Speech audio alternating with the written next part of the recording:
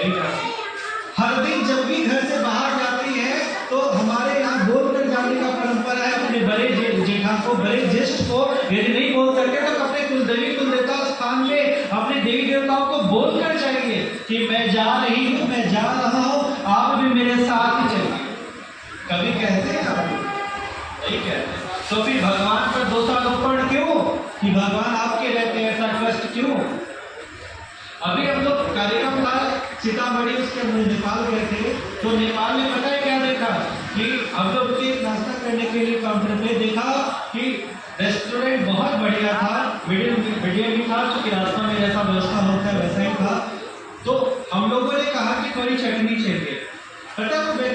तो उन्होंने कहा बाबा ऐसा आप क्यों कह रहे हैं, मैंने तो कोई चना नहीं खाया है, मैं तो सिर्फ बाजार गया और सीधा दरबार में द्वारका माई में आ गया हूँ। तो साईं बाबा ने ये कहा कि एक बात बताओ, तुम लोग जब भोजन करते हो, सुस्वादी मिष्ठान खाते हो, सुस्वादु भोजन करते हो, तो क्या मुझे कभी खिलाते हो? तो लोगों ने कहा बाबा हम तो मुंबई में रहते हैं, हम पटना में रहते हैं, हम कलकत्ता दिल्ली में रहते हैं, वहाँ पर आपको हम कैसे भोजन करा सकते हैं? तो बाबा ने कहा कभी मुझे पुकारा है तुमने कि आप आइए और मेरा भोजन ग्रहण कीजिए? इसी पर एक बात याद आ रहा है कि जब कौरव पांडव के बीच जो वो फेट हुआ था, उस फेट में उज्जवा में जब पांडव लोग हार गए थे और जब कृष्ण के साथ पांडवों के साथ ठीक सामने सड़क के उस पार मकान के सामने ही एक योगी पुरुष आकर रुके थे। उनके दर्शन के लिए अनेक लोग आते और दर्शन करते, उनका आशीर्वाद लेते और उनके आशीर्वाद से अपने जीवन का आनंद लेते, दुखों से निवृत्ति पाते, सुख प्राप्त करते। सभी लोग उनके पास जाते, दर्शन करते और लौट कर जाते।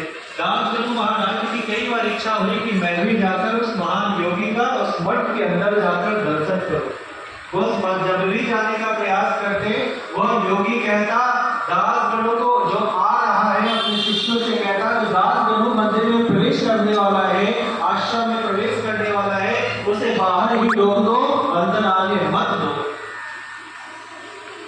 साईं बाबा के इतने परम प्यारे प्रिय